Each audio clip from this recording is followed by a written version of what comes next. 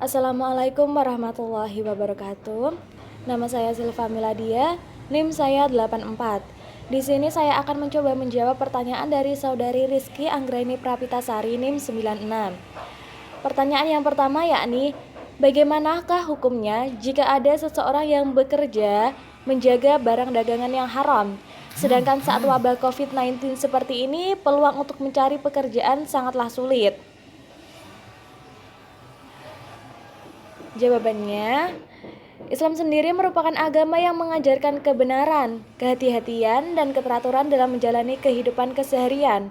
Allah Subhanahu wa Ta'ala telah memerintahkan kepada hamba-hambanya agar senantiasa mengonsumsi sesuatu yang halal, sebagaimana disebutkan dalam firman-Nya yang artinya, "Wahai orang-orang yang beriman, makanlah kalian dari yang baik-baik atau yang halal, dari apa yang telah kami rizkikan kepada kalian."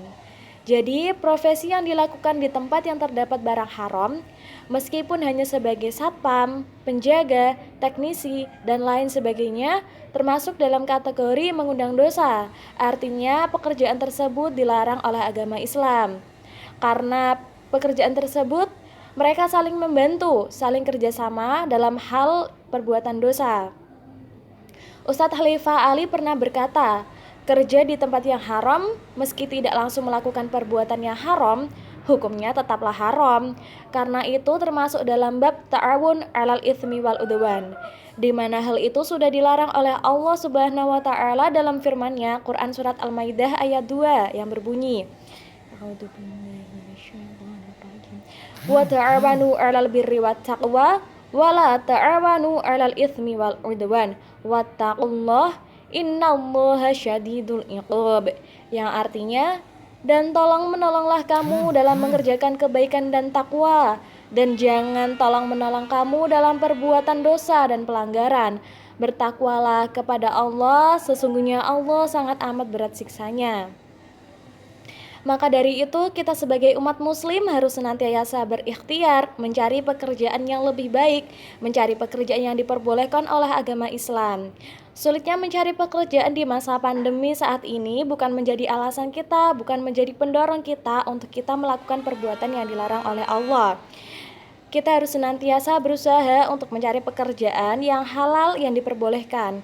Allah sudah menciptakan hambanya, pasti Allah sudah telah menjamin rizkinya. Maka kita sebagai hambanya harus senantiasa berusaha berdoa. Pertanyaan yang kedua, apa penyebab menurunnya semangat kerja yang tinggi seseorang dan bagaimana cara mengatasinya?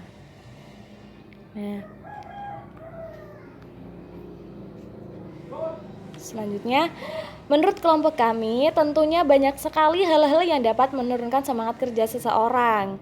Di antaranya mungkin karena hilangnya kecintaan seseorang terhadap pekerjaan yang dijalaninya. Ketika kita mencintai pekerjaan kita, ketika kita senang dengan pekerjaan kita, maka kita menjalaninya juga dengan semangat, dengan ikhlas.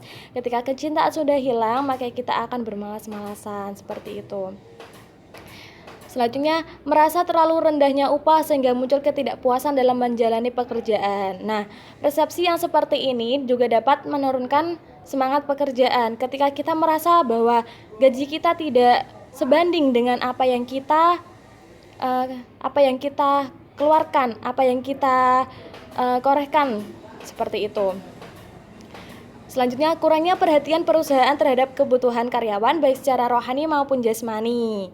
Itu juga dapat menyebabkan menurunnya semangat kerja seseorang. Selanjutnya, faktor lingkungan kerja yang kurang menyenangkan dan rutinitas yang membosankan. Kemudian, hubungan antara atasan dan bawahan atau sesama karyawan yang kurang baik.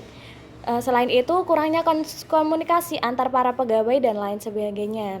Cara mengatasinya yaitu dengan cara kita harus senantiasa mencintai apapun yang sudah menjadi pekerjaan kita agar senantiasa semangat dalam menjalani pekerjaan. Apapun pekerjaan kita, apapun jabatan kita harus senantiasa bersyukur. Kita harus menjalaninya dengan ikhlas dan penuh semangat. Dan juga kita harus penuh tanggung jawab dalam bekerja. Ikhlas dan penuh tanggung jawab dalam bekerja. Selalu mensyukuri apa yang kita miliki saat ini, baik pekerjaan kita dan juga upah yang kita dapatkan dari pekerjaan yang kita emban. Selalu menjalin hubungan yang baik dengan sesama karyawan atau dengan atasan. Nah, ini juga sangat penting ketika kita memiliki relasi yang banyak, ketika kita menjalin silaturahmi yang baik dengan atasan dan juga dengan karyawan lainnya, itu juga dapat menciptakan kenyamanan dalam bekerja. Nah, hal itu juga dapat meningkatkan semangat bekerja kita.